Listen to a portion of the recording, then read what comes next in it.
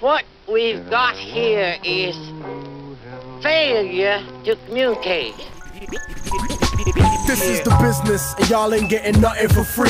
And if you devils play broke, then I'm taking your company. You could call it reparations or restitution. Lock and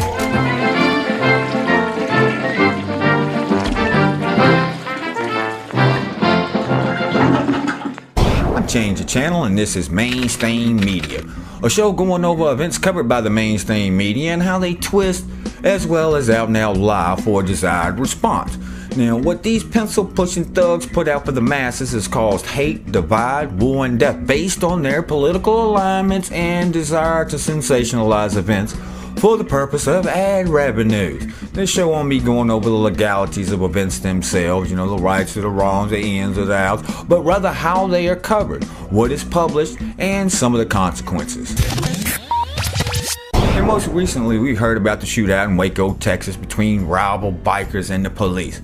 The first article I read about the event, it was stating that there were 5 white supremacist biker gangs involved in the shootout, then turning the guns on police. Now, the article didn't list any of the MCs, but did show some pictures of the bikers in the cuts. And the first thing I noticed that there were some banditos, which I knew were not white supremacist biker MC, as some of their membership is Hispanic. I mean, come on, man. And even knowing this, I went and I verified it just to make sure I was right, which I was. Now, as the story spread, the Twitter feeds and the memes blew up, labeled with the hashtags reflecting the narrative being pushed by the mainstream media.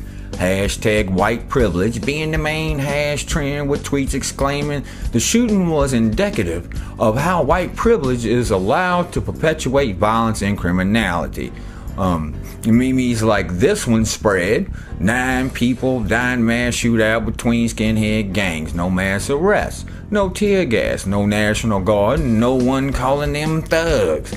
Even though they arrested like 170, 180 of them, didn't need tear gas nor the National Guard, as the police were already there and they acted, this is the thing that got pushed. Now, articles that followed on the mainstream outlets like CNN and Raw Story complained that Waco coverage shows a double standard on race, with CNN's story ending with, even after 9 people and 170 people were arrested in a shooting rampage by a criminal gang of bikers, we'd rather not mention that they are white.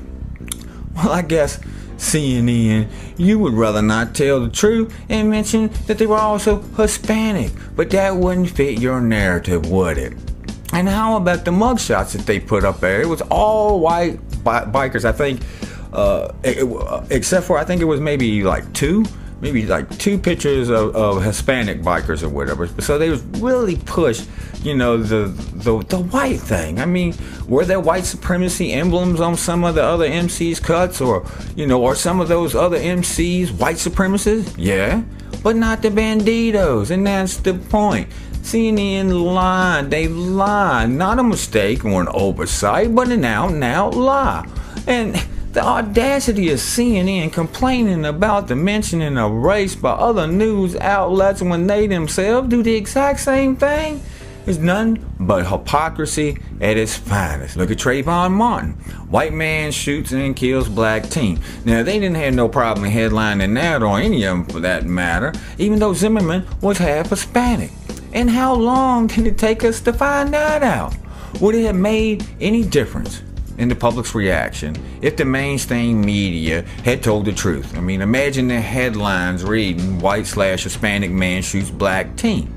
Well, it probably wouldn't even been a headline anyway, and you probably wouldn't even heard about it, except maybe in an article on the Stand Your Ground laws, and that's a big maybe.